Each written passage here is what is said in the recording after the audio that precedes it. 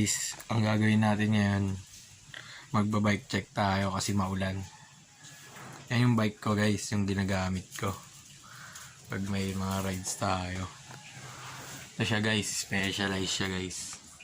Specialized na 27.5 small to guys, 2014 model.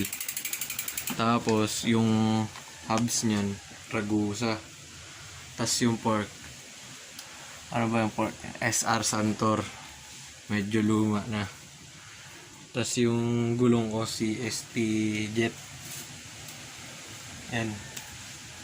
Yung brake set ko, yan Shimano Tektro hydraulic. Tapos yung shifters non-series na Shimano, yan 3x8 speed yan. Ang gamit kong stem, hindi short stem to eh, nakalimutan ko na, basta stem yan. Tapos nakakat eye ako na na speedometer. Tapos yan, flashlight holder. Tapos naka Altus ako na FD. Tapos RD ko Acera 8 speed yan, 1142, naka goat pin guys. Yan lang bike ko guys.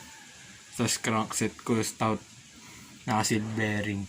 Yan lang, simple lang bike ko guys. Di ako nagbabike ng walang budget eh.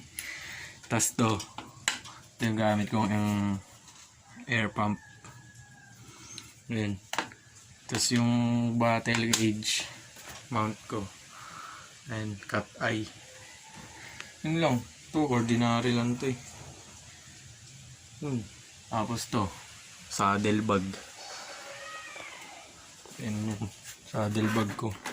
Laman yan, interior lang, tas tools. Nakakalawang natin yung mga tools dyan. Yan siya guys.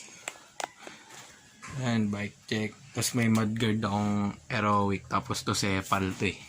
Hindi sa kabila. Ayan o, Cepal. Yan.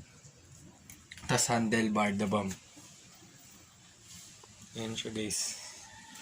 Ayan yung itsura ng bike kapag malayuan. Yan. Ganda naman siya eh. Diba? Tapos may bar end ako dito. Submit. 150 pesos ata bili ko dyan. Quick release lahat na yung yan lang. Tapos yung pala, helmet. Ito.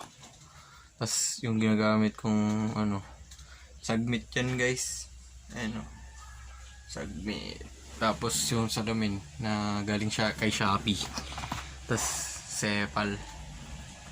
Yan lang. Yan guys. See you na lang next vlog.